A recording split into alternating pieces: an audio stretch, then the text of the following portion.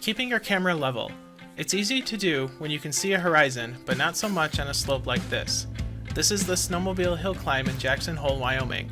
The event takes place at Snow King, where the hill is steep enough to send a sled tumbling if the numerous volunteers didn't catch it first. Even though I was just a spectator, keeping my own footing was a challenge, let alone capturing a level shot. Almost all my keepers had to be adjusted in post, but some of them could not be rotated enough without losing key parts of the image. Thankfully, Photoshop has an option to rotate photos without losing key parts of the image. Let's see how it works. If you have your photo library in Lightroom, which you should, make your standard processing edits first, then try to rotate the image. Notice that the handles stay within the image boundaries, so the end result will be cropped. If you didn't lose anything critical, then you're good. But check out this next image. See how we lost the safety crew in the background? We could crop the image further so they completely disappear, but I think they add to the story of the photo, so we're going to try to keep them in. This is the decision point to bring the image into Photoshop. Reset the crop, then right-click the image, select Edit in, Photoshop. Now we are going to try the Crop Rotate tool again. Notice that we can now drag the crop boundary outside the edge of the image. That part isn't new. If I accept the crop as is, we'll be left with white space, which we can then edit ourselves. However, now we have this Content Aware option. Selecting this box will tell Photoshop to guess what should be in that empty space. This tool works pretty well when the subject is far from the edge. You can see here that we are mostly accurate with the exception of this one corner. We can fix that manually with a healing brush. The rest of the image looks pretty good.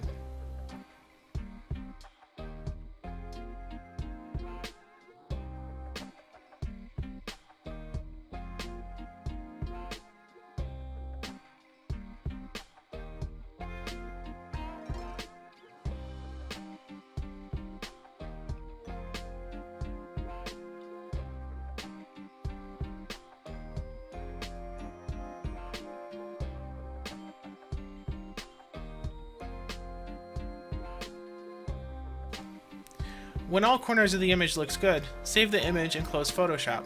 Lightroom automatically imports the new photo, except now we are left with a TIFF file rather than the original RAW.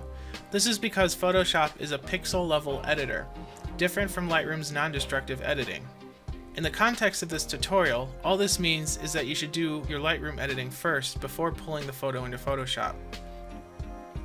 We do have a duplicate image now, and the slider is reset to 0, but we do have the original Lightroom edits, plus the Photoshop crop in this imported TIFF file.